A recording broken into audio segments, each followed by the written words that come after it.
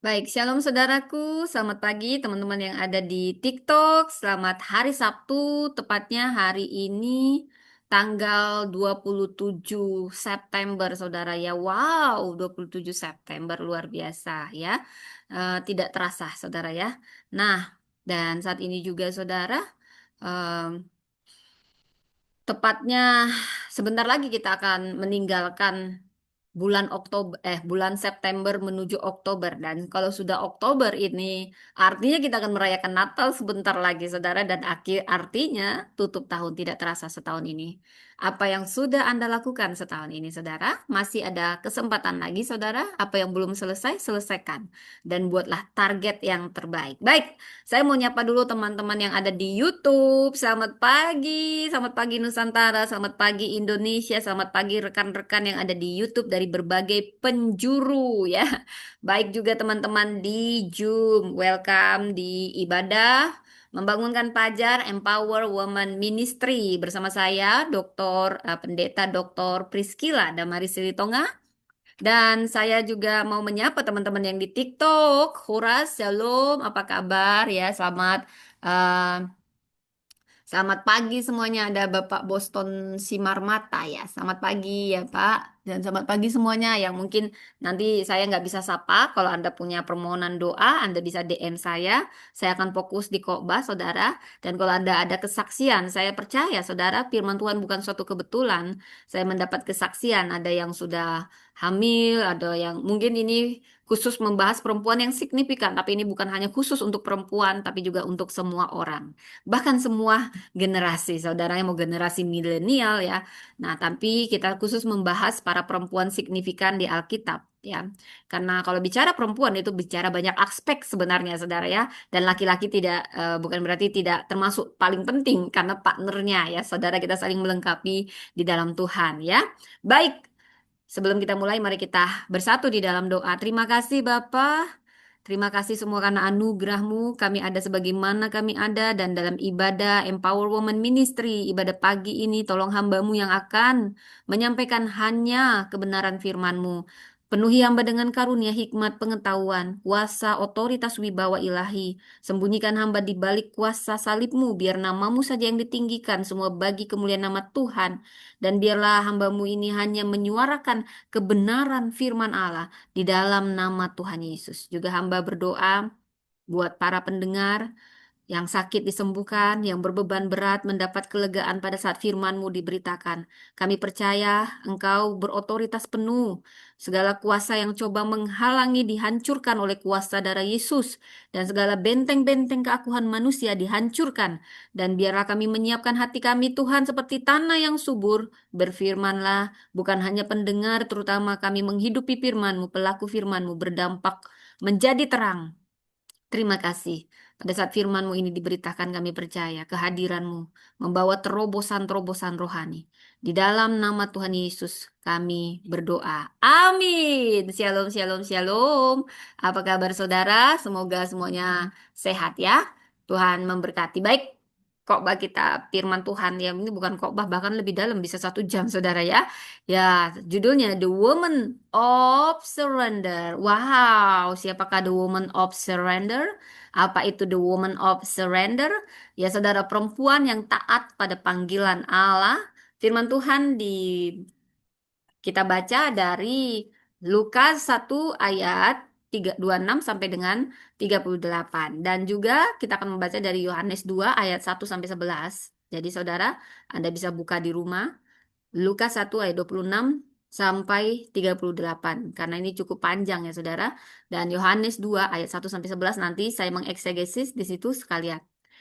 Dan temanya diambil dari ayat kunci, ayat yang ke-38. Sesungguhnya, kata Maria, aku ini adalah hamba Tuhan, jadilah padaku menurut perkataanmu. Saudara, walaupun ini bukan Natal, tapi memang Tuhan suruh hari ini kita bicara tentang Maria, ya. Mungkin nanti di hari Natal akan lebih dalam lagi. Firman Tuhan selalu baru setiap pagi, dan eh, rema yang didapatkan tiap hamba Tuhan itu berbeda. Itulah artinya firman ini hidup ya, dan menghidupi kita, dan kita hidupi setiap hari. Baik. Bagaimana kalau saya mulai dengan satu pantun, saudara? Ya, pergi ke ladang, memetik padi. Hasilnya banyak, syukur di hati. Maria taat pada janji ilahi. Dunia diselamatkan karena imannya yang murni. Haleluya, haleluya. Saudara yang terkasih, dalam Alkitab kita mengenal banyak tokoh besar. Abraham yang sangat dikenal bapak orang beriman karena imannya yang besar.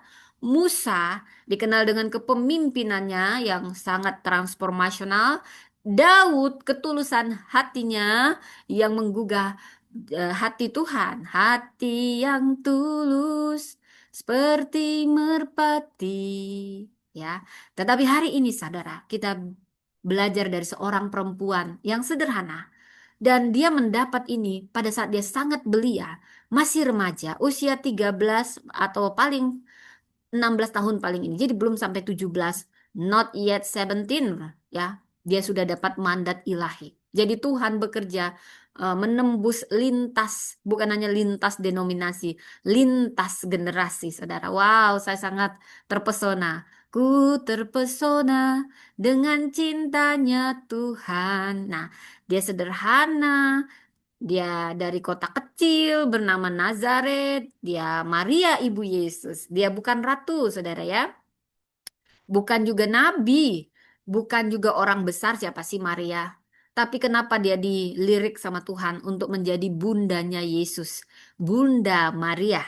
Ya, saya juga mau menyebut dia Bunda Maria karena memang dia bundanya Allah, ya saudara. Tetapi karena ketaatannya, Kristus lahir ke dalam dunia. Saudara, ada pernyataan yang selalu saja punya banyak rema. Lukas 1 ayat 38. Jadilah padaku menurut firmanmu. Wow, dia nggak banyak cingkonek, saudara. Dikasih mandat ilahi, dia nggak banyak cincong, saudara ya. Ini bahasa Cina, kepleset-plesetnya cincong, saudara. Apa itu cincong? Cingkonek, apa itu cingkonek ya? Bukan cilandak ya, saudara. Bukan juga eh es cincau, bukan, beda. Cincau beda, cincong beda, cingkonek juga beda, saudara. Itu bahasa Medan ya. Nah, jadi dia nggak banyak alasan ya, nggak banyak ngeles. Inilah ketaatan yang melahirkan karya keselamatan Allah. Bila kita membaca dari Lukas 1 ayat 26 sampai 38, saya suka mengeksegesis dari dalam keluar. Ini adalah panggilan Allah ya. Jadi malaikat Gabriel datang kepada Maria. Maria siapa? Perempuan muda. Dia secara budaya sangat rentan karena Maria sangat masih belia pada saat itu, jadi sangat rentan, apalagi belum menikah dan dulu memang usianya sudah belia, sudah tunangan, saudara ya, sama mirip-mirip budayanya dulu ya sama sekarang, bukan sekarang ya Indonesia sama di mana aja dulu itu wanita cepat-cepat gitu ya, tunangan masih belia dengan Yusuf. Namun ada berita kehamilan yang bisa mendatangkan karena dulu wanita hamil di luar nikah hukumannya berat, hukuman mati, saudara. Makanya sekarang banyak wanita yang udah hamil duluan aja karena mungkin udah nggak ada lagi hukuman mati gitu ya saudara ya. Jadi eh, Lukas 1 ayat 26 sampai 38 ini panggilan yang menuntut penyerahan. Lukas siapa sih? Nah, karena ini kita membaca kitab Lukas, paling tidak saya mengeksegesi sebagai informasi teologi. Ini adalah Injil bagi Theophilus. Jadi kalau Anda membaca dari Lukas 1 ayat 1 sampai 4, tujuannya kitab Lukas ditulis untuk meneguhkan iman Kristen. Jadi ini juga menekankan karya Roh Kudus, doa dan peran orang kecil ya. Jadi marginal dalam rencana Allah. Jadi Maria, gadis perawan muda, Partenos, tapi dia tinggal di Nazaret, kota kecil yang tidak terpandang, saudara ya. Jadi di sini kita melihat bahwasanya, saudara, dari kisah Maria ini, malaikat Gabriel datang kepada Maria. Jadi, nah Maria tidak menolak. Dia bertanya bukan karena tidak percaya, tapi ingin mengerti. Nah, saya akan mengeksegesis ayat per ayat, saudara, sebentar ya. Kita akan melihat di sini ada banyak yang menyentuh saya ketika saya mempersiapkan ini. Ada banyak hal yang membuat saya sangat tersentuh, ya, saudara. Nah, jadi bila kita telaah dari Lukas 1 ayat 26 sampai 38, Maria dari Nazaret tidak terpandang. Per ayat kita bahas supaya lebih dalam kita mengerti maknanya. Ayat 26 sampai 27. Malaikat Gabriel diutus kepada seorang perawan. Jadi dia masih perawan, Saudara. Hamil juga masih perawan ya, Saudara ya. Makanya sampai sekarang juga dibilang Bunda Maria, perawan Allah karena ada agama tertentu menyebut itu. Tetapi setelah Yesus lahir dan saudara-saudaranya lahir, kita tidak menyebut dia lagi perawan ya. Jadi mungkin perawan artinya berbeda secara teologis ya. Dia seorang perawan. Ya, dalam bahasa Yunani perawan itu Parthenos yang bertunangan dengan Yusuf. Dan ini menunjukkan Maria belum memiliki relasi sah antara Maria dengan Yusuf. Mereka masih eh, tunangan. Jadi untuk kehamilan apa yang disampaikan oleh malaikat ini sangat mustahil bagi Maria, ya. Jadi bisa dilihat dari usia yang begitu belia dapat suatu pesan, ya. Itu sangat membuat dia terkejut. Tapi perkataannya itu luar biasa. Itu perkataan iman yang luar biasa. Salam malaikat, engkau yang dikaruniai Tuhan menyertai engkau. Jadi kalau kita ambil karuniai Kerate kita ambil dari bahasa Yunaninya, jadi saya suka mengeksegesis saudara agar kita itu sesuai konteks membahas sesuatu. Kechairito mene, yang dikaruniai. Apa artinya? Ini jadinya bentuk pasif perfect. Artinya Maria sudah dan terus-menerus menjadi penerima kasih karunia Allah. Saya berdoa kita pun semua menerima kasih karunia Allah tak berkesudahan. Dan ini kalau bicara kasih karunia itu bukan karena kebaikannya, bukan karena jasanya. Ya kasih karunia, ya. Jadi kalau di ayat 29 sampai 30 Maria mengalami kebingungan. Dalam bahasa Yunaninya dia taraso, sangat gelisah Maria di sini. Jadi malaikat meneguhkan jangan takut karena mungkin Maria siapa sih ini tiba-tiba nongol gitu ya saudara ya. Malaikat pasti ganteng, tinggi, punya sayap, putih. Nah, kita mungkin Maria yang lagi berbenah ya. Di sini iman Maria diuji. Tapi pasti ada damai sejahtera. Kalau itu dari kerajaan surga, dia akan hadir membawa damai sejahtera. Dan berita tentang Yesus, engkau akan mengandung. Lalu dikatakan, menamai dia Yesus. Ia akan disebut anak Allah yang maha tinggi. Ini mengacu pada nubuat mesianik. Jadi Yesaya 7 ayat 14 dan juga ayat 9 sampai 5 dan 2 Samuel 7 ayat 12 sampai 16. Maria bertanya, bagaimana hal itu mungkin terjadi? Karena aku belum bersuami. Pertanyaan ini bukan keraguan seperti Zakaria, melainkan pencarian pengertian. Jadi jawaban Roh Kudus akan menaungi ya. Dalam bahasa Yunaninya episkiazo. Ini dipakai juga di eh, L10 20 LXX untuk awan kemuliaan dalam kemah suci. Keluaran 40 ayat 35. Jadi kehamilan Maria ini karya ilahi. Tidak ada unsur manusiawi, benar-benar karya ilahi ya. Dan bila kita membaca ayat 36 sampai 37, malaikat memberi tanda Elizabeth yang mandul kini hamil. Nah, dia mau menekankan pada Maria yang mungkin agak takut, ragu, bingung. Ya, mungkin Maria lebih ke arah bingung dan itu manusiawi. Sebab bagi Allah tidak ada yang mustahil, saudara. Gabriel harus menjelaskan kemustahilan sudah lebih dulu terjadi pada bibimu Elizabeth yang sudah tua tapi hamil. Karena bagi Allah tidak ada yang mustahil. Jadi ini ada dua generasi yang sedang dipadukan di sini, Elizabeth dan Maria, saudara. Maria berespon dalam kebingungannya. Sesungguhnya aku ini adalah hamba Tuhan. Ini dalam bahasa Yunaninya daul, daul, budak, hamba, daul. Makanya kalau dibilang hamba Tuhan, doulos ya. Budak, hamba, hamba seutuhnya. Jadilah padaku menurut perkataanmu. Ini adalah puncak penyerahan total. Ini punya makna teologis yang sangat dalam, saudara. Maria ini teladan iman kita. Iman yang bagaimana? Iman yang berserah penuh.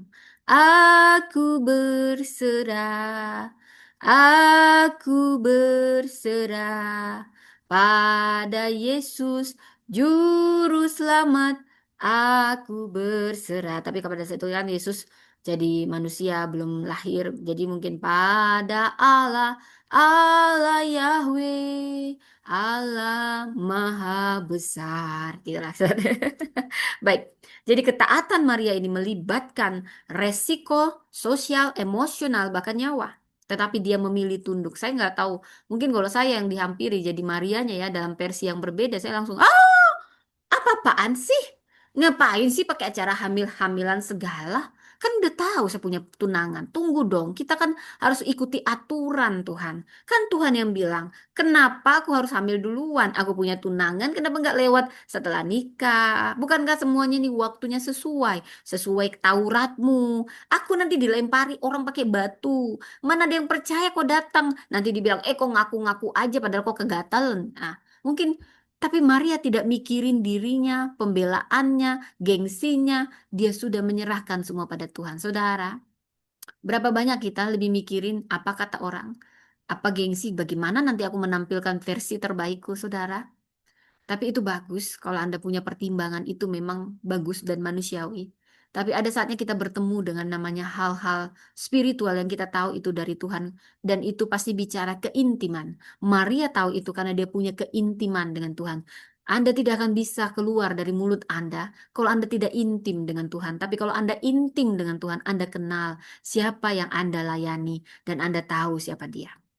Dan Anda tidak lagi memusingkan tentang diri Anda. Ini yang Maria alami. Dia tidak memusingkan tentang dirinya. Dia masih sangat murni. Kenapa Tuhan pilih wanita belia? Karena wanita ini belum pernah mungkin kenal pria, pacaran, mungkin tangan juga nggak pernah disentuh. Jadi memang wanita pilihan yang terbaik yang Tuhan pilih untuk menjadi bundanya Yesus, saudara. Segala aspek bibit bobot sudah terfilter. Ternyata bukan harus Miss Universe, Miss Arizona, saudara. Karena Erika Kek gitu ya, saudara, enggak lah. Tapi saya juga senang dengan orang-orang Kristen yang menang, ya itu juga bagus. Kalau dia punya dampak dan punya manfaat terutama untuk kekristenan, ya jangan malu jadi putri-putri ini malu dengan agamanya. Saya males yang dia nyembunyiin agamanya karena dia punya dagangan, dia punya bisnis. Kenapa kalau kamu jadi orang Kristen? Kenapa sih? Kalau dia ngucapin, ya boleh kita ngucapin Lebaran, ngucapin ini. Tapi ya nggak usah malu kamu jadi orang Kristen kalau kamu berbisnis. Justru kamu harus bangga, ya. Banyak yang begitu temanku, ya. Apalagi kalau di sekolah teologi, nggak pernah mau dibilangnya dia belajar teologi gitu ya. Kenapa rupanya? Kan kamu beneran belajar teologi juga gitu ya, saudara. Ya, maaf, maaf. Ini sambil saya minum biar suaranya tetap cantik. Aduhai. Ya, amin. Baik, saudara. Saya balikan lagi. Maria merespon. Dan ini sangat-sangat dalam ketika dikatakan di ayat 38. Respon Maria, sesungguhnya aku ini adalah hamba Tuhan dulu. Jadilah padaku menurut perkataan. Wah, ini yang paling ini sudah Maria ketaatannya ini mendahului mujizat, mendahului apapun. Karena Maria melibatkan resiko sosial, emosional, bahkan nyawanya sendiri. Karena dia tahu hukum Taurat. Wanita hamil di luar nikah, mati hukumannya, saudara. Tapi dia memilih tunduk karena dia punya kedalaman hubungan dengan Tuhan. Tuhanku tidak mungkin memusnahkanku dengan mempermalukanku. Aku nggak ngerti. Aku juga melihat ini nggak masuk akal. Tapi sesungguhnya aku ini hamba Tuhan. Jadilah padaku menurut perkataanmu, saudara. Kita berhenti di sini. Katakan ini adalah kita, saudara. Katakan sekarang ayat ini ikuti. Sesungguhnya aku ini adalah hamba Tuhan. Tuhan aku ini hambamu. Jadilah padaku menurut perkataanmu. Bukan perkataanku, bukan ambisiku, bukan mauku. Tuhan bukan kehendakku, kehendakmu. Sesungguhnya aku ini hambamu, Tuhan. Jadilah padaku menurut perkataanmu. Saudara, saya mau membacakan ini. Ada kekuatan mengalir. Ini penyerahan. Makanya judulnya The Woman of Surrender. Kalau aku pun mati, biarlah aku mati. Tapi aku tahu Tuhan yang aku temui setiap pagi dalam keintimanku. Bertemu muka dengan muka, tenggelam di dalam kasihmu Bapa. Maria tenggelam dengan hubungan yang intim. Sehingga dia tahu Dia nggak banyak cingkonek, nggak banyak cincong, nggak cari aman, nggak lihat bagaimana nanti apa kata orang, gengsi, nggak perlu. Dia hanya bilang, sesungguhnya aku hamba. Jadilah padaku seperti yang kau inginkan. Jadilah padaku menurut perkataan, bukan menurut ambisiku, versiku, semuanya. Bukan. Ini iman yang melahirkan Kristus dalam dunia. Dan kalau kita membaca dari Yohanes 2, saudara bisa buka. Yohanes 2 ayat 1 sampai 11, nanti ayat per ayat saudara. Dikatakan di situ, ini konteksnya menekankan tanda-tanda. Tanda-tanda itu semei dalam bahasa Yunaninya. Tanda-tanda Yesus untuk menyatakan kemuliaannya dan membangun imannya. Peristiwa ini adalah mujizat pertama Yesus ketika terjadi di pesta pernikahan di Kana. Nah, saya mengangkat dua, saudara ya, di mana Maria hadir. Nah, ada hubungan di sini, saudara ya. Bila kita membaca ayat 1 sampai 2, Maria hadir bersama Yesus dan murid-muridnya. Dan kehadiran Maria di pesta ini menunjukkan bagian dari komunitas sosial yang sederhana. Saudara, ketika anggur habis, Maria berkata, mereka kehabisan anggur anakku. Maria, ibu yang begitu lembut. Dia melihat kebutuhan orang lain, bukan hanya kebutuhannya. Dia membawa itu kepada putranya yang dia tahu. Aku mengandung dari Roh Kudus. Aku mengandung seorang juru selamat. Dan dia menyembunyikan begitu dalam, begitu luar biasa iman Maria ini, saudara. Dan ketika dia melihat, dia menghampiri anaknya. Ketika Yesus sangat menghormati Maria, sangat menghormati Bunda Maria, dan saya memperhatikan Yesus sangat menghormati kaum perempuan, saudara. Ibu, mau apakah engkau daripadaku? Saatku belum tiba, kata Yesus dengan penuh hormat kepada bundanya. Kata gunai, ya, dia mengatakan gunai, perempuan, ibu, ini sangat lembut. Kalau kita bahas dari bahasa aslinya, perkataan Yesus ini sangat lembut. Tetapi juga tetap formal. Ini menegaskan apa?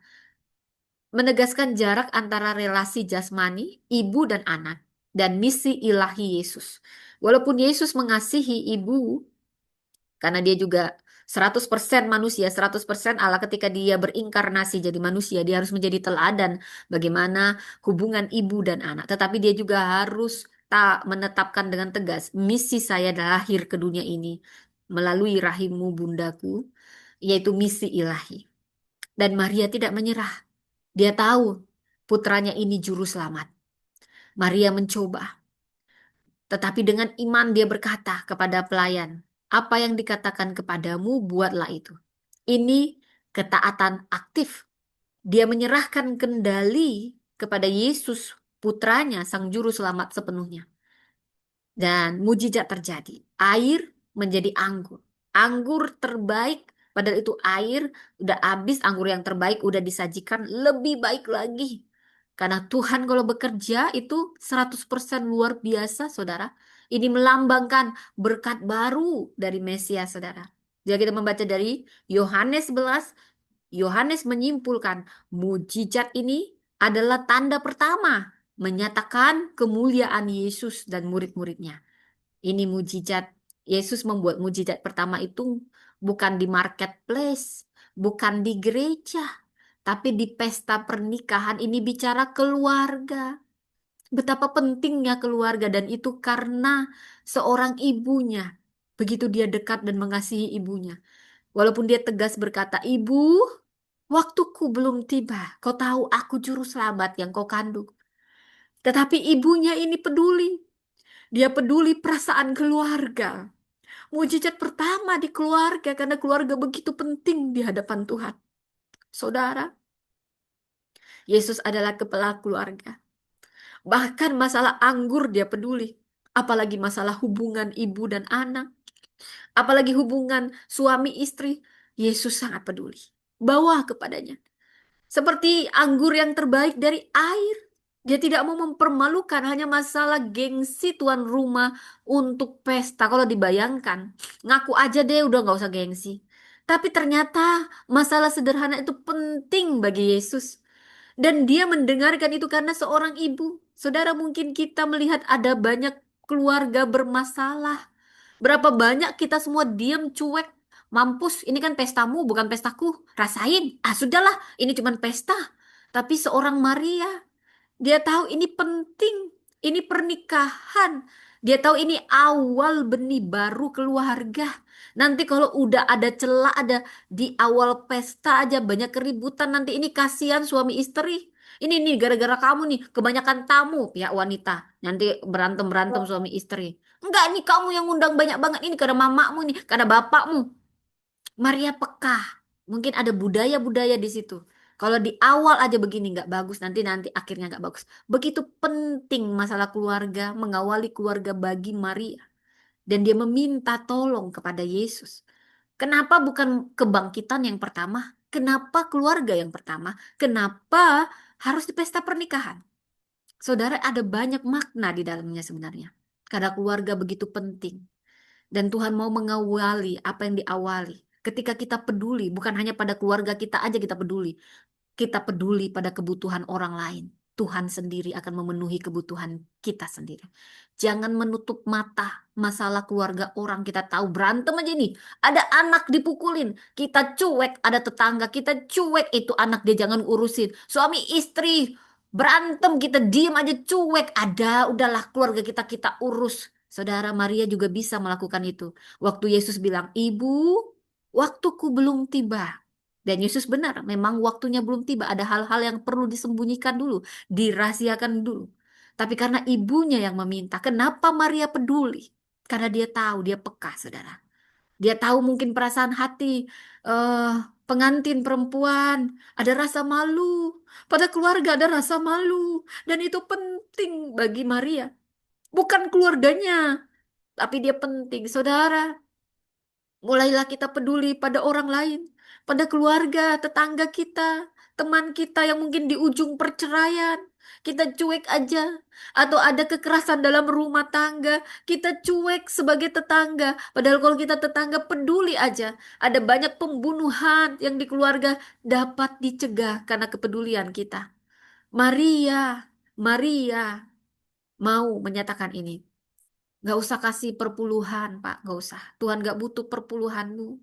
Ya, kalau kamu gak mau perpuluhan, gak usah. Nih, saya lagi khotbah perpuluhan. Dia pikir semua pendeta itu mata duitan, saudara. Pendeta gak butuh duitmu.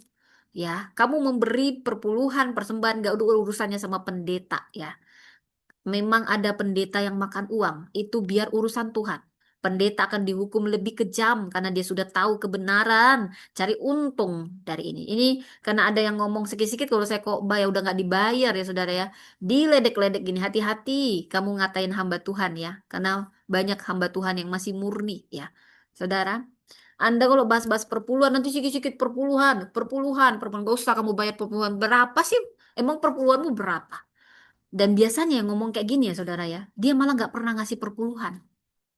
Ada gereja ya, saya bilang, itu tuh pasti pendetanya itu kaya gara-gara perpuluhan. Saya tanya, kamu ada kasih perpuluhan ke gereja itu? Nggak ada. Jadi apa urusan? Kamu pernah ngasih ke gerejamu nggak ada? Pokoknya dia kepahitan gitu ya. Padahal dia nggak pernah ngasih perpuluhan. Ini paling yang ngungkit-ngungkit perpuluhan ini. Ini orang paling pelit sama gereja. Karena dia iri hati dengki. Dialah yang sebenarnya tergila-gila dengan mamon. Makanya sedikit-sedikit dia lihat pendeta, dia fitnah, dia fitnah, dia fitnah. Biarlah Tuhan yang jadi hakim antara kita. Kamu yang nulis-nulis perpuluhan ini, hati-hati kamu. Saya nggak ada ungkit soal uang. Hati-hati kamu. Kamu ngatain hamba Tuhan. Kamu sembunyi dengan nama palsu saya katakan saat ini. Ya, hati-hati kamu. Apalagi kalau kamu nggak pernah bayar perpuluhan. Hati-hati kamu. Saya nggak pernah bahas perpuluhan. Gak usah kamu kasih perpuluhan kalau berat sama kamu. Gak usah bahkan kasih persembahan. Gak apa-apa. Tuhan itu kaya. Berapa sih uangmu? Berapa dibanding kerajaan surga? Gak ada apa-apanya uangmu. Kalau kamu nggak mau kasih perpuluhan, gak usah. Tapi jangan pernah fitnah hamba Tuhan. Apalagi dia nggak pernah bahas perpuluhan. Apalagi dia nggak pernah bahas uang. Saya sedang bahas ketaatan seperti Bunda Maria. Stop kamu menjelekkan hamba Tuhan. Hati-hati kamu. Kamu bisa sembunyi, kamu bisa buat apapun. Hati-hati cat kalian yang ngata-ngatain hamba Tuhan di sini. Memang banyak hamba Tuhan mata duitan. Biar Tuhan yang menghukum dia. Kamu gak ada urusan. Ya, apalagi kamu gak pernah bayar perpuluhan, gak pernah kasih persembahan, cuman kamu dipakai setan untuk ganggu-ganggu firman Tuhan. Kamu akan dapat konsekuensi. Hati-hati kamu di sini. Ya. Makan itu uangmu. Gak usah. Gereja gak perlu uang pelit seperti kamu. Tukang ngata-ngatain hamba Tuhan seperti kamu. Makan itu uangmu. Ya. Uang dari Tuhan lebih besar. Ya. Banyak pendeta masih jujur, berintegritas. Kalau pendeta-pendeta yang tidak jujur itu biar urusan mereka, bukan urusan kamu. Sekarang kamu peduli sama tetangga. Kamu udah peduli nggak sama tetangga? Asih sikit-sikit kamu urusin perpuluhan. Tetanggamu sakit, ya. Pendeta kamu serang-serang, ya. Pernah nggak kamu peduli sama seperti Bunda Maria ini peduli di pesta orang, ya? Mulailah peduli. Banyak hamba Tuhan yang tulus murni, bahkan jadi martir. Pernah nggak kamu peduli? Pernah nggak kamu hormat sama hamba Tuhan? Seperti wanita Sunem menghormati Nabi Elia, Nabi Elisa, saudara. Kamu belum pernah juga ngasih apa-apa, udah banyak ngomong kamu. Ngata-ngatain lagi. Hati-hati ya, ngata-ngatain. Saya nggak pernah eh, butuh uang atau apa ya. Ada juga nanti, itu lihat emasnya, ini palsu, ini imitasi, ini cuma gaya. Pendeta juga bisa bergaya, yang penting dia sopan. Ya, saya bilang kan, hati-hati. Ini kadang-kadang orang-orang, kalaupun ada kamu kepahitan sama gereja karena soal uang, nggak semua seperti itu. Ya. Kalau saya nggak pernah minta uang dan saya nggak butuh uang kamu, karena saya minta ya kepada Bapa pemilik surga ini. Dia bisa gerakkan siapapun dan biasanya yang ngungkit perpuluhan padahal temanya bukan perpuluhan. Orang yang paling pelit dia itu pasti sembunyi pakai nama palsu. Tapi Tuhan, biar jadi Tuhan jadi hakim, biar kamu stop ngatain hamba Tuhan. Ini untuk kebaikanmu. Saya juga sebagai pendeta harus tegas sama orang-orang seperti ini. Kalau kamu nggak suka dengan perpuluhan, stop ngatain hamba Tuhan ya. Stop kamu ngata-ngatain hamba Tuhan, biar Tuhan yang berurusan. Tuhan bisa pakai banyak cara. Ya, banyak pendeta jujur, bahkan dia martir. Jadi martir, pernah nggak kamu menghormati orang-orang yang demikian? Ya, kamu taunya nanti gereja dibakar, sembunyi, sembunyi. Taunya begitu, ya. Banyak orang beri habis-habisan untuk Tuhan.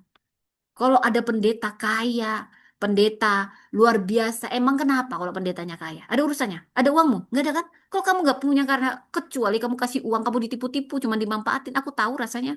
Tapi aku melepaskan pengampunan. Biar itu jadi bagian Tuhan. Ya, di sini nggak ada saya minta uang ya. Kamu bawa-bawa soal uang. Ya, lihatlah saya tampangnya ya, apapun adanya saya bersyukur. Ini ini nggak emas, nanti ada diungkit itu emasnya, itu pasti perpuluhan. Waduh, saya malah nggak dapat apa-apa. Tapi saya dapatnya dari Tuhan, berkatnya banyak. Berkat buat anak, buat suami, melayani Tuhan, saya murni. Ya, tapi juga bukan berarti pendeta, jangan sampai Anda nggak tahu menghormati pendeta ya. Ada yang berpikir, ini pendetanya baik, ini nggak dibayar, ya udah uangnya untuk kita makan-makan. Ini pendeta kan udah kaya, udah baik, dia pendidikan tinggi nggak dibayar, udah rasain buat kita. Ada juga pendeta kayak gitu, dia memanfaatkan kebaikan pendeta yang lain. Oh ini nggak dibayar, dia ajak kita pakai. Nanti uangnya buat hadiah-hadiah, kado-kado, dia buat dia kita kurangi. Kan dia pendeta baik, yang baik dikerjain gitu saudara ya. Padahal apa yang menjadi bagian dia bagi kasih ya. Karena itu dari Tuhan. Kalau kamu mampatin orang baik, kamu akan menuainya juga. Saya udah tahu rasanya dimanfaatin, saya udah tahu, tapi saya ikhlas. Ya, saya bukan dimanfaatin, saya jadi saluran berkat. Dan orang-orang yang demikian, dia tahu berbuat baik, tapi dia tidak melakukannya, dia dapat bagiannya. Nah, sekarang kita kembali kepada Maria. Ya, saudara, ini mohon maaf. Karena kalau saya lagi khotbah gini ya, saudara ya, khotbah ada aja yang bilang soal perpuluhan. Padahal saya nggak minta apa-apa gitu, saudara. Baik-baik ya, kita balik lagi. Maria menunjukkan iman praktis. Dia tidak tahu bagaimana Yesus bertindak, tetapi dia percaya dan dia mendorong orang lain taat. Ketaatan sederhana, saudara, ini akan membuka jalan mujizat. Saya bilang, ketaatan mendahului mujizat. Ketaatan mendahului mujizat. Penyerahan Maria membuahkan kemuliaan Kristus dinyatakan. Saudara, Maria, bila kita melihat eh, ayat ini dan mengolahnya, mengeksegesinya, Maria di Nazaret. Dari Lukas 1 ayat 26 ayat 38. Jadi ketaatan iman dari Maria ini menerima panggilan. Ini yang Tuhan sangat hargai karena ini sesuatu yang mustahil dan dia masih sangat belia umurnya. Tapi dia berkata dengan penuh iman dan penyerahan, banyak hal yang dia membingungkan sebenarnya. Apa ini anak muda yang belia? Jadilah padaku menurut firman-Mu. Jadilah padaku menurut firman-Mu. Iman melahirkan Kristus, saudara. Maria di Kana. Jadi kita membaca Yohanes 2 ayat 1 sampai 11. Ketaatan iman mempercayakan hasil kepada Yesus. Apa yang dikatakan kepadamu, buatlah itu. Itu ketaatan Maria, dia percaya penuh, saudara. Saudara, mujizat terjadi ketika kita berserah penuh.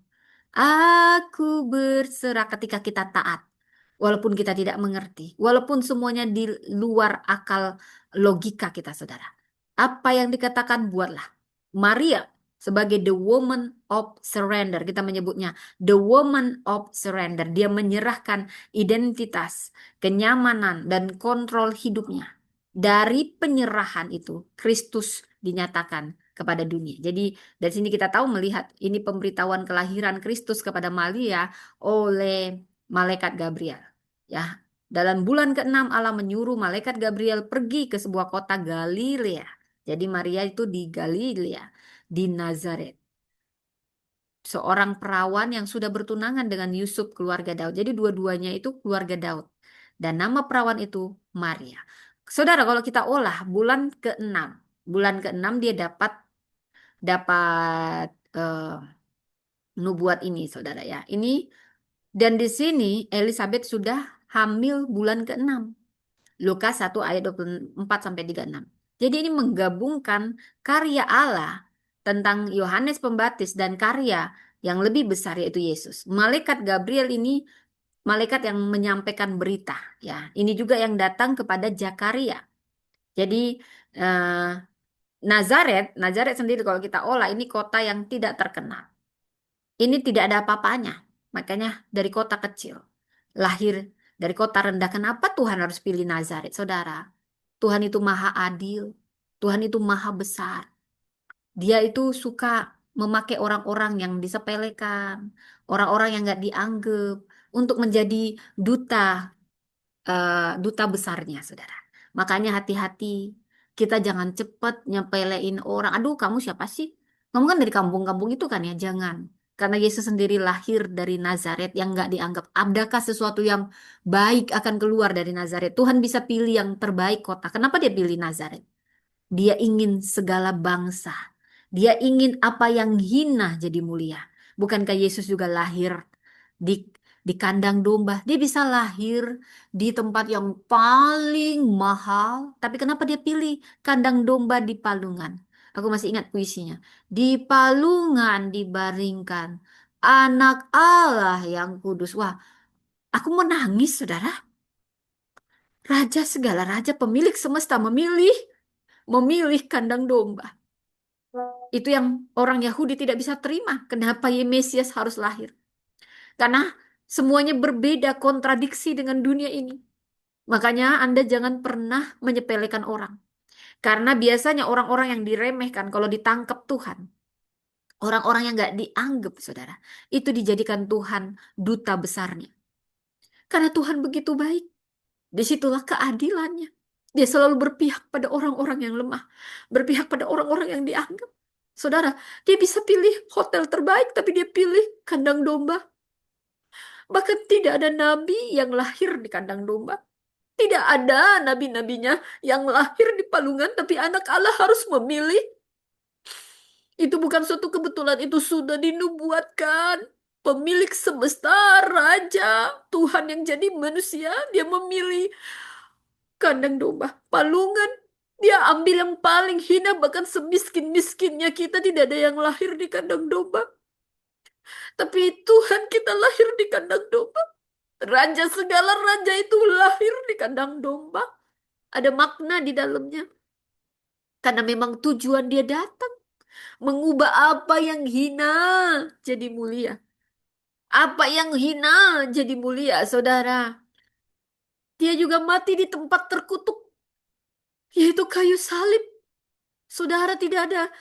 Itu dikatakan terkutuklah orang yang mati di kayu salib. Karena memang tujuan dia bukan, hei, hei, hei, hei, saya pemilik semesta, saya mau hurrah sana, hurrah sini. Hei, saya Tuhan, dia bisa melakukan itu.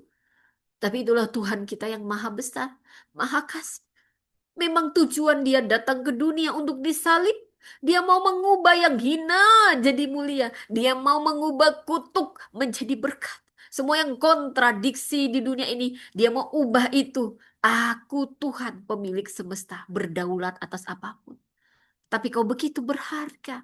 Kau yang tidak dianggap begitu berharga. Supaya kau tidak punya alasan Tuhan. Siapakah aku? Aku miskin. Aku begini. Oh anakku. Aku sudah ambil tempat itu. Aku mengubah yang hina jadi mulia. Aku sendiri lahir di kandang domba. Kandang itu menjadi mulia. Saat kau ada di dalam aku pokok anggur dan kau rantingnya, maka apapun dirimu yang kau anggap kau hina, kau jadi mulia karena kehadiran sinar kemuliaanku. Tuhan, aku ini siapa?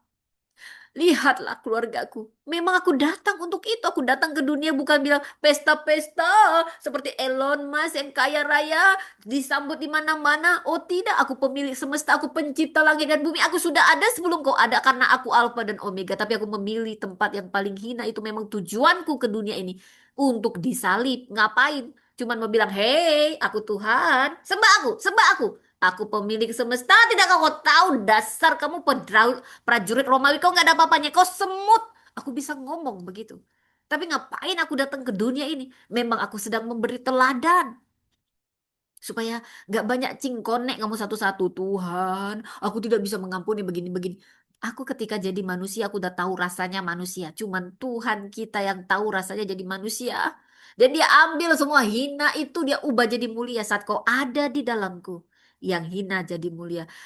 Saat ada di dalamku mau kau dikutuk, mau dibilang keluargamu terkutuk, kutuk itu sudah kupatahkan. Aku memang datang untuk mengalahkan kutuk, mengalahkan maut supaya di dalam namaku kemuliaan itu dinyatakan dan kau merasakannya. Kau sudah melangkah dari kemenangan. Kau nggak perlu lagi beramal sana sini, potong sana sini sini supaya kau selamat. Nggak perlu semua korban-korban sembahanmu itu, termasuk perpuluhanmu nggak perlu. Kalau kau nggak ada uang nggak usah kau kasih. Aku ini sudah kaya, tapi aku sedang menguji hatimu. Apakah hatimu terpaut sama hartamu atau kau percaya padaku? Jadi gak ada alasan sama yang paling miskin. Tuhan sudah ambil yang paling miskin itu tapi dia ubah jadi mulia. Gak ada alasan kita lagi gak bisa mengampuni. Tuhan kau gak tahu. Kau kan Tuhan, aku manusia. Oh aku datang ke dunia untuk bisa jadikan teladan. Makanya aku berdoa. Lalu orang-orang yang gak kenal aku ini bilang, "Hei kalau dia Tuhan kenapa berdoa?" Karena memang aku ini Yesus datang ke dunia untuk beri teladan. Supaya kau tahu sebagai manusia kau waktu kau lemah kau berdoa. Karena aku 100% manusia, 100% Allah. Tujuannya memberi teladan. Tidak ada Tuhan seperti Tuhan Yesus. Tuhan kok nggak tahu rasanya jadi Tuhan. Kok kan Tuhan, aku manusia. Iya, makanya aku turun ke dunia. Supaya aku beri kau teladan. Waktu aku jadi manusia, aku rasakan semua pahit-pahitnya itu udah aku rasakan. Dan beginilah caranya kau harus ampuni. Supaya kau juga diampuni. Memang begitulah kasih. Gak masuk akal. Gak masuk akal Tuhan. Ya sudah terserah. Itulah bedanya kekristenan, saudara. Kekristenan bukan agama, itu hubungan relasi kita dengan Tuhan. Di surga nggak ditanya kok agamanya, saudara. Tapi apa yang membuat kau layak ke surga? Korban muka, 1 miliar kau kasih sama semua orang-orang perpuluhan muka. Gak penting perpuluhan itu. Makanya yang bahas-bahas perpuluhan di sini ya. Kasihan deh lu ya. Pasti lu yang paling pelit soal perpuluhan ya. Gak usah kau kasih Tuhan udah kaya. Tapi kalau Tuhan suruh kasih, itu hanya alat. Alat ya, itu alat. Banyak cara Tuhan memberkati. Saudara, kalau mungkin Anda punya kepahitan sama pendeta, lepaskan pengampunan. Lepaskan pengampunan. Cuman itu kuncinya, saudara. Kalau dia main-main bawa firman, saudara, dia nggak tulis, nanti ada bagiannya.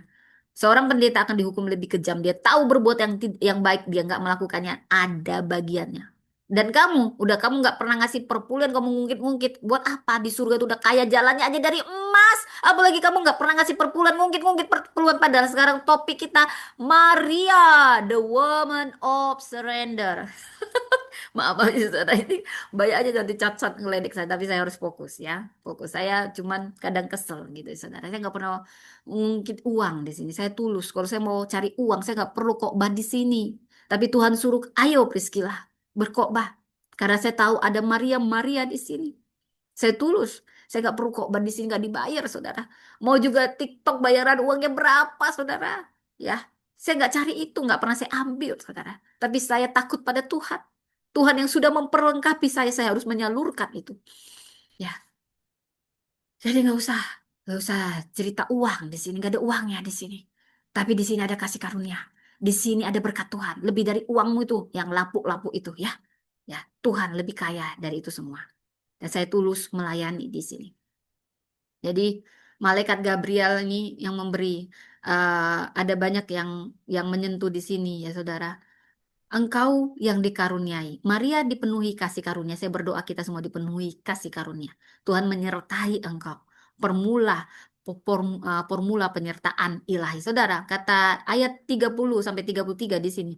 Jangan takut, kata malaikat, jangan takut hai Maria. Ini respon ilahi kepada manusia yang gentar. Jadi wajar lah, bingung gitu lah, lebih bingung. Engkau akan mengandung paralel dengan nubuat. Jadi semua nubuat di Alkitab itu terjadi. Seorang perawan akan mengandung, saudara. Yesus Lesus, Yahweh menyelamatkan. Anak Allah yang maha tinggi ini menunjuk keilahiannya. Tahta Daud, Mesias yang dinanti bangsa Israel. Saudara, kerajaannya tidak akan berkesudahan. Inilah penggenapan nubuat mesianik. Kalau kita bahas di ayat 34 sampai 35 kata Maria kepada malaikat itu, bagaimana hal itu mungkin terjadi? Karena aku belum bersuami. Roh Kudus akan turun atasmu. Lihat ini. Ini tidak ada campur tangan manusiawi. Itulah Yesus anak Allah. Dan dia harus dalam kekudusan lahirnya saudara ya.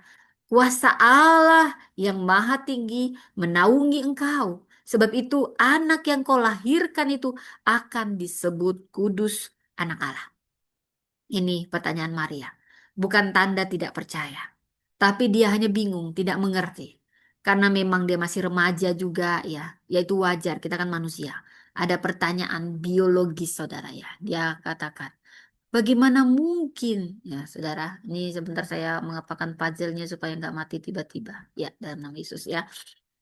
Ini kontras dengan Zakaria. Kalau Zakaria meragukan, kalau Maria sedikit bingung aja, ya. Karena dia yang akan hamil, ya. Kalau Zakaria kan nggak hamil, tapi dia meragukan. Nah, itu dia. Makanya dia bisu jadinya, saudara. Hati-hati Anda yang meragukan Tuhan, ya. Nanti Anda bisu, saudara. Roh Kudus, kuasa Allah menaungi engkau. Sama seperti kemah suci yang dinaungi kemuliaan Allah. Keluaran 40 ayat 35. Ini menunjukkan karya penciptaan baru oleh Roh Kudus. Anak Allah, identitas mesianis dan keilahian Kristus ditegaskan di sini. Dan dikatakan, dan sesungguhnya Elisabeth sanakmu, dia pun mengandung seorang anak laki-laki pada hari tuanya. Ini bulan ke-6, jadi pada saat malaikat Gabriel datang, Elisabeth sudah hamil 6 bulan. Ya, dan sebab bagi Allah tidak ada yang mustahil. Elisabeth diberi tanda. Ini konfirmasi pada Maria yang lagi bingung. Bagi Allah tidak ada yang mustahil, sama-sama katakan saudara. Saya percaya saat ini Anda yang mendengar. Mungkin Anda mulai ragu seperti Zakaria. Jangan sampai Anda bisu, mungkin bisu dalam hal yang lain. Bukan berarti bisu dalam bersuara, saudara. Jangan ragukan Tuhan. Mungkin penantianmu terlalu lama seperti Elizabeth dan Zakaria sampai mereka sudah tidak percaya. Tapi saya mau tegaskan sekarang, katakan sama-sama dengan saya, bagi Allah tidak ada yang mustahil. Anda bahkan para hamba Tuhan, saya tahu di sini ada yang mendengar hamba Tuhan yang mulai meragukan. Saya mau menguatkan kita kembali, kita katakan dengan segenap hati, bagi Allah tidak ada yang mustahil. Oh adinatesha para teupan rema. Setiap firman Allah pasti digenapi. Kekuatan Maria untuk taat lahir dari keyakinan akan kuasa Anda. Percayakah kau? Adakah iman kujumpai? Kata Maria, ini kata kunci kita. Sesungguhnya aku ini hamba. Sesungguhnya aku ini hamba. Jadilah padaku menurut perkataanmu. Lalu malaikat itu pergi. Aku ini hamba Tuhan. Doulo kiro. Ini menyatakan penyerahan total. Aku ini hamba Tuhan. Kita bisa menyebut Tuhan kaulah sahabatku. You are the friend of God. Sahabat boleh. Bukan berarti ada juga hamba Tuhan. Tapi hamba Tuhan aja yang nggak dibayarnya. Yang lain pemusiknya dibayar. Semuanya dibayar. Tapi pengkhotbah nggak dibayarnya katanya hamba Tuhan. Padahal pemusik, pengkhotbah, aser semua hamba Tuhan. Bukan hanya saya hamba Tuhan, kamu hamba Tuhan. Jadi kamu juga nggak boleh mendiskriminasi. Pembicara jangan dibayar, dia hamba Tuhan. Ini hamba, kita hamba. Ada juga dia bawa firman kayak gini. Padahal dia sedang penghematan gitu ya. Pemusik dia bayar, semua dia bayar. Bukan berarti hamba Tuhan ini minta bayar. Jangan kamu memperalat orang-orang yang baik. Beri pada dia apa yang harus memang kau beri. Kecuali dia mengembalikan. Ada banyak orang punya siasat-siasat politik. Memang betul, jangan ngaku pira yang jadi hamba Tuhan itu hanya yang bicara. Ini pendeta hamba Tuhan. Katanya hamba, mari kita bilang, hamba kamu, hamba. Tidak dibayar, lihat itu doulos, budak tidak dibayar. Tapi pemusik dia bayar, aser dia bayar. Emang hamba Tuhan salah apa? Emang pendeta salah apa? Gak seperti itu kawan. Kalau kamu dengar begini, bertobat kamu. Jangan kamu bedain orang, jangan kamu mampatin orang kecuali pendeta itu mengembalikan. Ada juga yang begini siasat politik penghematan, mampatin yang baik. Kenapa juga yang lain juga bilang sama pemusikmu, bilang sama song leader, kita hamba Tuhan tidak dibayar, tidak ada PK. Begitu, ya. Jadi jangan salah dengan makna ini. Pendeta itu salah apa? Dia baik salah apa kok kamu kerjain? Kalau dia tidak kamu bayar, yang lain tidak kamu bayar. Jangan kamu melakukan diskriminasi. Bilang juga tuh sama pemusik, kita ini hamba Tuhan, kita budak tidak dibayar. Kamu aset tidak dibayar, tidak ada PK PK PK, murni. Jangan semua kamu bayar kecuali pendetanya. Seharusnya pendeta juga kamu hargai, bukan berarti pendeta minta dihargai. Ingat ya, kamu menghormati hamba Tuhan seperti perempuan Sunem. Kamu punya berkat tersendiri. Tapi nggak perlu kita dihormati juga. Kita hanya hamba. Tapi saya mau katakan ya. Hamba Tuhan itu bukan hanya pendeta. Bukan hanya pembicara. Oh ini hamba. Siap kita hambai. Kita perbudak. Hahaha. Kita semua song leader. PK, PK, PK, PK. Dia hamba nih. Udah orang kaya lagi. Udah kita kerjain. Kita bilang hamba. Begitu. Itu kamu lagi melakukan diskriminasi. Gitu ya. Gak boleh. Hamba Tuhan, mau dia aser, mau dia singer, mau dia mamak-mamak, mau dia jemaat, dia adalah hamba Tuhan. Karena kita semua hamba, kalau kamu punya prinsip hamba makanya tidak dibayar, maka semua tidak kau bayar. Kalau ada yang kamu bayar, yang ini kamu bayar, kamu berarti sedang memanfaatkan kecuali dia mengembalikan. Jadi ada aturan. Mohon maaf ya saudara. Kita semua hamba Tuhan. Jangan kamu memperalat. Pendeta, kamu ingat kamu hamba Tuhan. Hmm, rasain kamu jadi hamba Tuhan. Saya berhak marah-marah karena saya bukan pendeta, saya bukan hamba Tuhan. Hah, wajar saya marah-marah. Oh, hati-hati kamu. Udah kamu nggak bukan pendeta, kamu ngata-ngatain pendeta, kamu manfaatin pendeta, semua sampah-sampah kamu kasih pendeta. Kamu tahu dia pendeta baik lagi lebih kamu manfaatin, tapi kamu nggak tahu menghormati, bahkan kau putar-putar ayat, hati-hati kamu. Ya, kau jadi malu-malu ya, baik, baik, baik, baik. Kata Maria, sesungguhnya aku ini adalah hamba Tuhan. Maria aja tahu, aku ini, walaupun belia, aku hamba Tuhan. Jadi, mulai sekarang kamu harus paham apa makna hamba Tuhan itu bukan hanya pendeta, kamu juga. Jadi, jangan cepat kali muncul itu menghakimi. Kan aku memang jemaat biasa. Dia yang hamba Tuhan. Dia kalau berdosa mampus, dia ku beritakan, ku pirar-pirarkan. Karena dia pendeta. Pendeta tukang pukul. Pendeta ini. Padahal dia juga tukang pukul. Dia merasa dia berhak jadi tukang pukul karena dia bukan pendeta. Oh, kamu juga hamba Tuhan, kawan. Kita masing-masing punya penghakiman kita. Udah gitu dia mempopularkan dosa-dosa pendeta, saudara. Siapa sih kita yang nggak berdosa, saudara? Gak usah kita menghakimi. Apalagi dia, kalau dia hamba Tuhan, jangan seperti itu. Ya, jangan seperti itu kita kata-katain, saudara. Stop itu, stop. Ya, kata Maria, aku ini hamba Tuhan. Doulo Kyrio. Ini menyatakan penyerahan total. Sikap tunduk seorang hamba kepada Tuhan. Jadilah padaku menurut perkataanmu. Ini klimaks iman Maria. Ketaatan penuh tanpa syarat. Jadi apa di sini? Inilah pernyataan iman yang melahirkan Kristus dalam dunia. Jadi intinya ketaatan seorang percaya, saudara. Jadi ada makna teologis utama di sini. Kasih karunia Allah memilih yang sederhana. Saudara, jangan suka ngeremehin orang. Kamu nggak akan tahu dia nanti ke depan jadi apa, apalagi kalau dia ditangkap Tuhan. Jadi jangan cepat kamu ala ini anak orang miskin ini biasa aja. Gak usah, gak usah. Ini, oh hai, ini hebat ini kita bawa ini ya, kita populerkan dia. Dia juga orang kaya, bapaknya juga orang kaya, gini, gini, gini. Kalau yang ini kita sembunyikan aja dia walaupun sama-sama. Ya dia belum tenar di dunia ini, gak usah diundang jadi pembicara gitu ya. Ya nggak apa-apa juga, bukan kamu yang nentuin ya saudara. Tapi saya mau katakan jangan suka kamu nyepelin orang. Kamu nggak akan pernah tahu orang itu jadi apa. Hargai semua orang, tulus sama semua orang. Jangan ada maunya. Ini apa yang bisa aku mampatin dari dia? Apa yang bisa aku jual sama dia? Milikilah ketulusan. Ini yang paling masih jarang sekarang ketulusan. Jadi pekerjaan Roh Kudus melampaui keterbatasan manusia. Kelahiran Kristus, karya Allah semesta. Iman Maria menjadi teladan penyerahan diri. Dia berkata, jadilah meski belum mengerti semua konsekuensinya. Tidak ada yang mustahil bagi Allah. Ini iman yang membuka jalan bagi penggenapan janjinya. Saudara, saya mau beri 3 pesan di sini, saudara. Nanti kita berdoa, Roh Kudus bicara kepada beberapa hamba Tuhan. Saya tahu di sini ada beberapa hamba Tuhan. Atau nanti, saya tahu tidak ada yang kebetulan. Tapi ada 3 pesan utama dari The Woman of Surrender Maria. Pertama, ketaatan adalah dasar panggilan Allah. Saya ulangi, ketaatan adalah dasar panggilan Allah.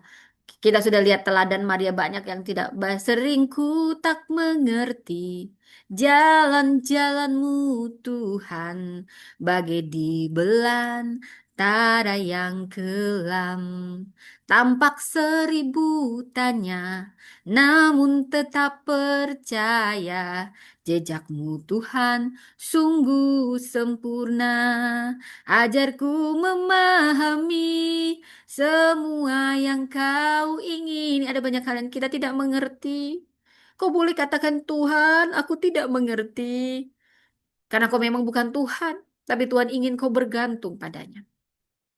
Ketaatanmu akan mendahului mujizat. Ketaatan adalah dasar panggilan Allah. Bukan karena kita udah tahu ke depan orang nanti jadi ini, jadi ini, jadi ini. Sutradaranya adalah Tuhan.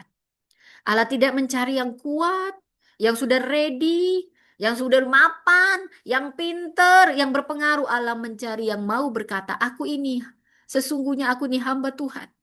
Jadilah menurut perkataan. Maria adalah contoh bahwa ketaatan lebih penting daripada kemampuan. Maria adalah contoh bahwa ketaatan lebih penting daripada kemampuan. Jadi Tuhan juga memanggil kita di tengah kesederhanaan hidup. Apakah kita berani berkata, jadilah padaku menurut firman. Saudara, ini yang pertama, ketaatan adalah dasar panggilan Allah. Yang kedua, iman yang sederhana membuka jalan mujizat. Saya ulang, iman yang sederhana, saudara, adakah imanku temui di bumi ini? Membuka jalan mujizat. Maria tidak tahu cara kerja Allah, tapi dia percaya. Dikana perkataannya sederhana, namun bersejarah. Apa yang dikatakan kepadamu, buatlah itu. Saudara, mujizat sering terjadi bukan karena kita tahu semua jawabannya. Saudara, banyak hal. Lagu itu, kalau saya menyanyikan itu, sering ku tak mengerti jalan-jalanmu Tuhan, bagai di belantara yang kelam. Tampak seribu tanya, namun tetap percaya jejakmu Tuhan sungguh sempurna. Ajarku memahami, kalau kau tidak paham, Tuhan, Roh Kudus, ajari aku memahami. Bapa senang ketika kita seperti anak kecil yang percaya. Percaya Bapa, aku percaya walau aku tidak mengerti. Aku akan taat. Dia Bapa yang baik. Kau Bapakku yang baik, mengerti bahasa tetesan air mata. Saudara, mujizat sering terjadi bukan karena kita tahu semua jawabannya, tetapi karena kita taat melangkah dalam iman. Penyerahan diri akan melahirkan Kristus dalam dunia. Penyerahan diri melahirkan Kristus dalam dunia. Saudara, secara harfiah Maria mengandung Yesus Kristus karena penyerahan dirinya.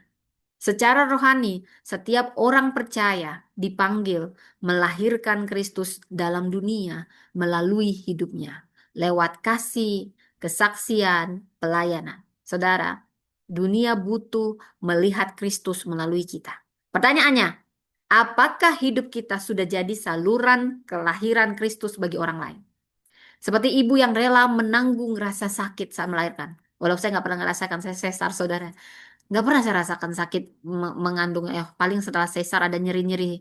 Nyeri-nyeri sekarang pun udah ada anti nyeri ya saudara ya. Luar biasa. Tapi Maria dulu tuh beda sekali.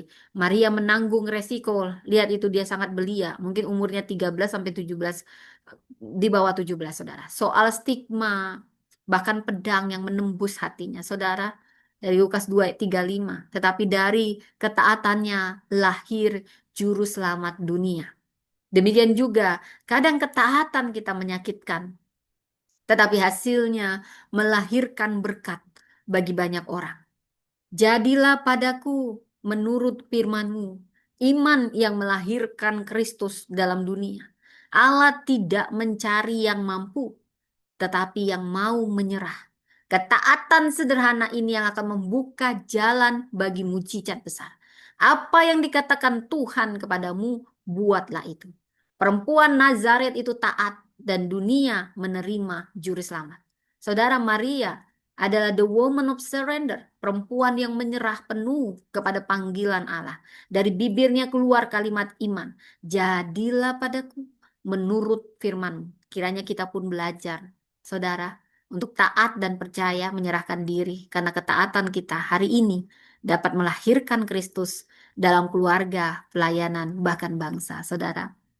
Sebelum kita menutup ibadah ini, saudara, ingat, ketaatan bukan sekedar menerima berita, tetapi akan melahirkan sang firman bagi dunia. Iman sejati berkata, bahkan ketika kita jalan depan belum terlihat, itulah iman kita percaya. Ketaatan kecil hari ini akan melahirkan mujizat besar di hari esok.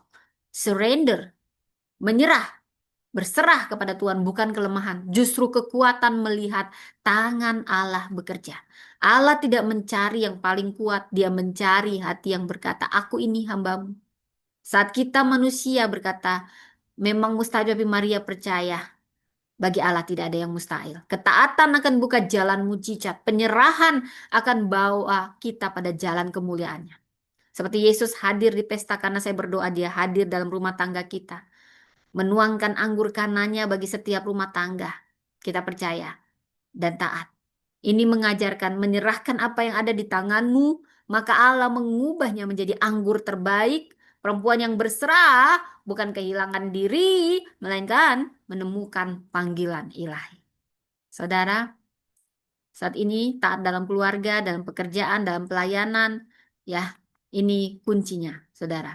Seperti hanya mereka yang taat sungguh-sungguh beriman, dan mereka yang sungguh-sungguh beriman yang taat. Jadi ini seperti dua mata uang, saudara. Ketaatan kecil dalam tangan Allah lebih besar daripada rencana besar tanpa Dia. Tuhan tidak memanggil kita untuk sukses, tetapi memanggil kita untuk taat.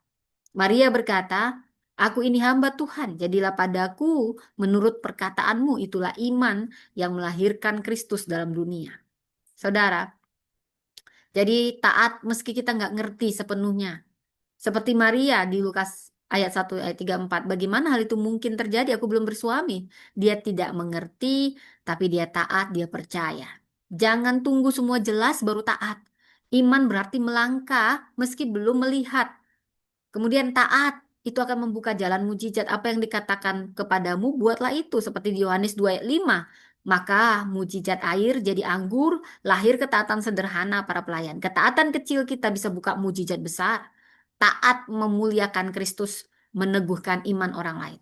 Ia telah menyatakan kemuliaannya dan murid-muridnya percaya padanya. Ketaatan Maria bukan hanya memberkati dirinya, tetapi membawa orang lain percaya kepada Yesus. Ketaatan menjadi kesaksian yang membuat orang lain semakin percaya kepada Yesus. Saudara, mari kita melihat di sini. Kita mengundang Yesus dalam setiap aspek hidup. Taat pada firman-Nya walau sederhana. Dan lihat mujizat terjadi bukan karena hal besar, tapi karena taat pada perintah sepenuhnya. Yesus akan mengubah kekurangan jadi kelimpahan. Seperti yang diubahnya air jadi anggur, anggur yang terbaik. Apa yang diberi dunia sering mengecewakan, tapi yang Tuhan beri tepat waktu yang terbaik, yang akan mengubah kekosongan hidup jadi sukacita. Baik saudara, saat ini saya ingin mengungkapkan rema ini. Rema ini juga buat saya, tapi juga buat beberapa perempuan saat ini saya tidak mengerti. Tuhan berkata, engkau adalah pembawa janji. Seperti Maria dan Eli, siapapun Anda yang mendengar ini. Tuhan akan memakaimu untuk mengandung, melahirkan, dan menyalurkan penggenapan janjinya bagi banyak orang. Lukas 1 ayat 37, rema ini. Sebab bagi Allah tidak ada yang mustahil. Aku berdoa, bagi Allah tidak ada yang mustahil. Dan Tuhan berkata, waktu Tuhan belum habis dalam hidupmu. Mungkin kau merasa ada kekurangan anggur. Ini bicara keterbatasan, bicara kegagalan, bicara tentang pintu yang tertutup. Aku berdoa. Saya tahu saat ini Tuhan sedang bicara lewat ini. Walau ini juga bicara pada saya, tapi ini juga beberapa perempuan pemimpin di sini. Perempuan seorang ibu, Tuhan sedang bicara. Tuhan sedang menyiapkan anggur yang terbaik bagi pelayanan keluarga dan masa depanmu. Engkau akan menyimpan anggur yang baik sampai sekarang. Seperti Yohanes 2 ayat 10. Dan ini rema bagimu. Taatlah dalam hal kecil itu akan membuka mujizat besar. Mungkin kau berpikir hal yang sangat besar, tapi Tuhan sedang menyajikan yang mungkin kau abaikan. Taatlah dalam hal kecil, itu akan membuka mujizat besar. Seperti pelayan yang hanya taat mengisi tempayan dengan air waktu dipanggil Maria dan mereka setia dalam langkah sederhana. Tuhan ingin kau melakukan itu. Pesan ini buatku dan beberapa orang di sini. Tuhan akan mengubahnya menjadi kemuliaan yang besar. Taatlah. Walau itu kau melihat hal yang sangat sederhana, taatlah saat ini. Ini remah dari Tuhan. Apa yang dikatakan kepadamu buatlah. Itulah kata-kata juga buat kita. Apa yang Tuhan atau Roh Kudus bisikan, walau sederhana sekalipun, taatlah, buatlah. Dalam nama Yesus, mujizat itu sedang terjadi. Dan aku juga berdoa. Ada pewahyuan ilahi bagi pelayanan dan panggilan beberapa orang di sini yang mendengarkan. Pelayananmu akan menjadi lintas generasi dan denominasi. Dari yang tua dan muda dipertemukan Roh Kudus dalam pelayananmu.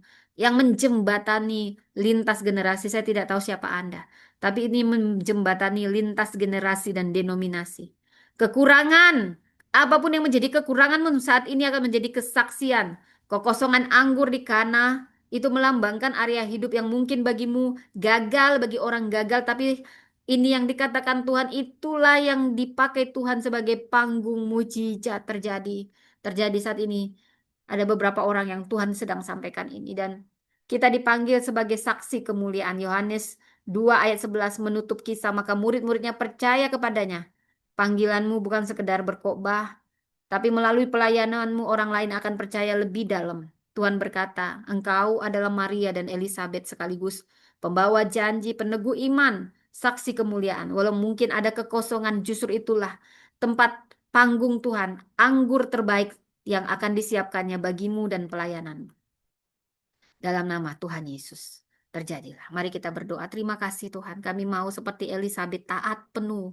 Walau kami tidak mengerti, kami mau taat penuh.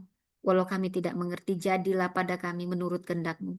Ajarilah kami Roh Kudus, agar kami teguh dalam pelayanan kami.